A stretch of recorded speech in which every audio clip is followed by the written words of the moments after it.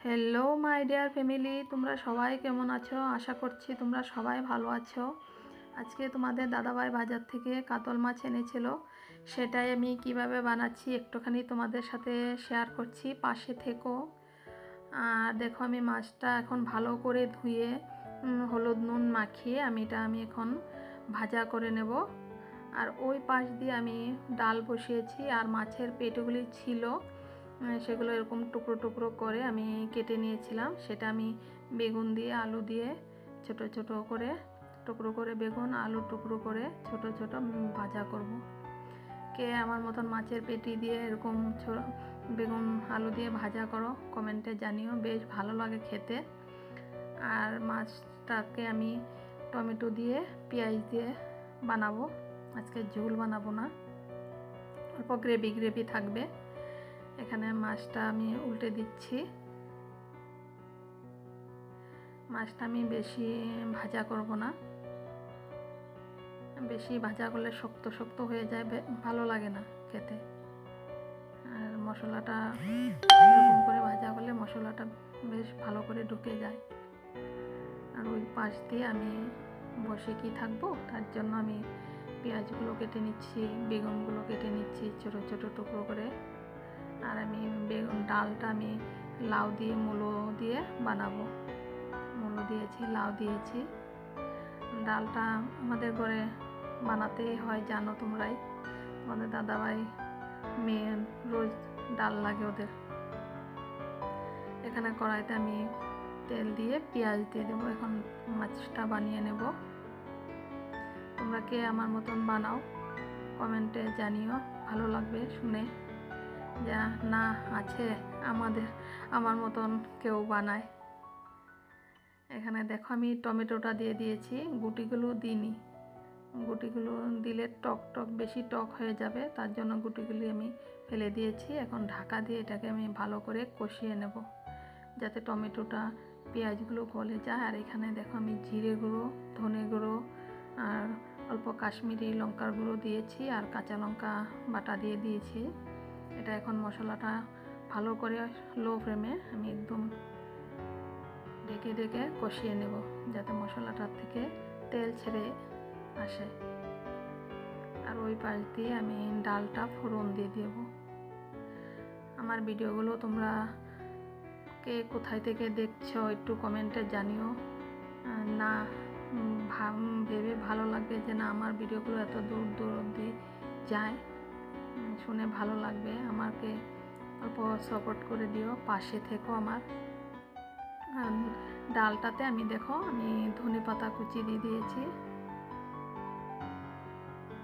আর এদিকে মশলাটা কষানো হয়ে গিয়েছে, আর ডালটা নামিয়ে নেব এখন।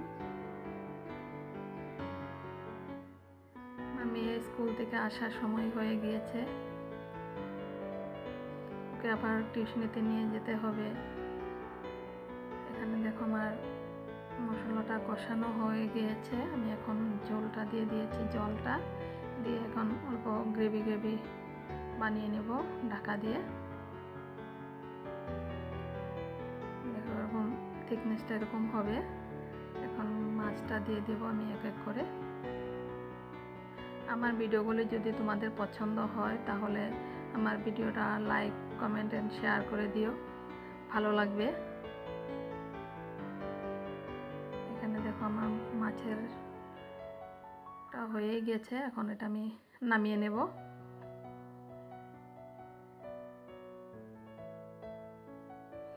এখন কড়াইটা আবার বসিয়ে দিয়েছি। আমি ছোট মাছগুলো টুকরো টুকরো করেছিলাম সেটা এখন ভেজে নেব। এটা বাচ্চারাও খেতে পারে, কাটা থাকে না মাছের পেটিগুলো। এভাবে টুকরো টুকরো করে কেটে নিচ্ছে। আমার শ্বশুরমশাই খুব ভালোবাসতেন, উনি তো এখন নেই, শাশুড়ি মাও ভালোবাসতে এটা। আমাদের ঘরে বড় মাছ আনলে পেটিগুলো দিয়ে এরকম ভাজা করতো, বেশ ভালোই লাগে খেতে। এটা ময়মনসিংহ ভাষাতে বলে যে কি কুটি ভাজা না কি বলে জানি না, আমি শুধু ভাজাই বলি। এটা দেখো, আমি এখন কড়াইতে তেল দিয়ে বেগুনটা ভেজে নেব। আলুগুলো প্রথমে ভেজে নিয়েছিলাম, এখন বেগুনটাও আমি হলুদ নুন মাখিয়ে ভেজে নিচ্ছি। এক্সট্রা করে ভেজে নিলে খেতে বেশ ভালো লাগে। এটা আমি শাশুড়ি মার থেকে শেখা। উনি শিখিয়ে দিয়েছিলে যে এভাবে করে বানাবে, দেখবে খুব টেস্ট হয় খেতে। আর এখানে বেশি করে আমি পেঁয়াজ দিয়ে দেবো, পেঁয়াজ কুচি দিয়ে দিচ্ছি। একটু নুন দিব যাতে পেঁয়াজটার ভিতরে নুনগুলো ঢুকে ভালো করে ভাজা হয়ে যায়।